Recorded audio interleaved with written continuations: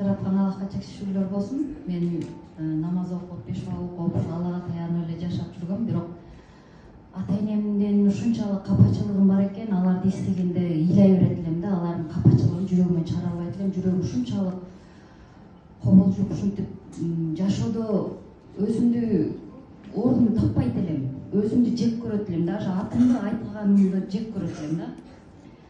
Анан мунун себебин издеп угуп калгандан кийин бул Аллахка таянуу бөлөк экен, бирок ичиндеги мына жүрөктөгү тынчтыкты табуу башка экенди, иштеш керек экенди сездим дагы.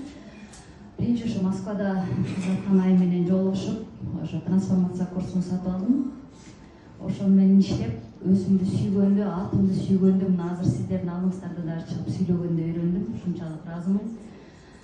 Мен дагы атага болгон капачылык өтө оор, өтө ата-энеге экөө тең катуу болчу. Ошолорду бүт баарын чыгарып, аябай көп экен бул. Биринин аркасынан бири чыга берет экен, кабат болуп кетет экен. Биздин жашообузда ошол кабатын чыгарыш үчүн өтө көп иштешибиз керек экен. Мына 2 жылдан бери иштешип атам, дагы эле бар да, чыгып атат. Кудайга шүгүр, ушунчалык өзүмдү сүйүп, өзүмдү жакшы көрүп калганыма деле чак шүгүр.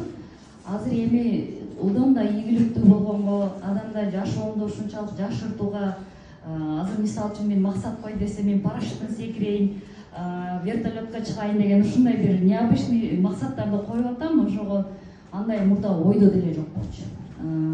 Ошон үчүн өзүбүз менен иштешибиз керек экен. Мурда мына кыз айткандай, ден соолук ара жерим ооруй берет болчу. Оору деле жок азыр. Мээме өзүм айтам, мага оорунун вообще кереги жок. Сен болезнь мага, сен не нужна, ты мне пошла прочь деп айтам. Ошонусу ар психология боюнча деле мына эч бир больницага деле только төрөгөндө гана барып көрүнгөмүн, а так жөндөн жөн көрүнө элекмин. Ошо чексиз ыраазымын. Жаткан Айым менин дагы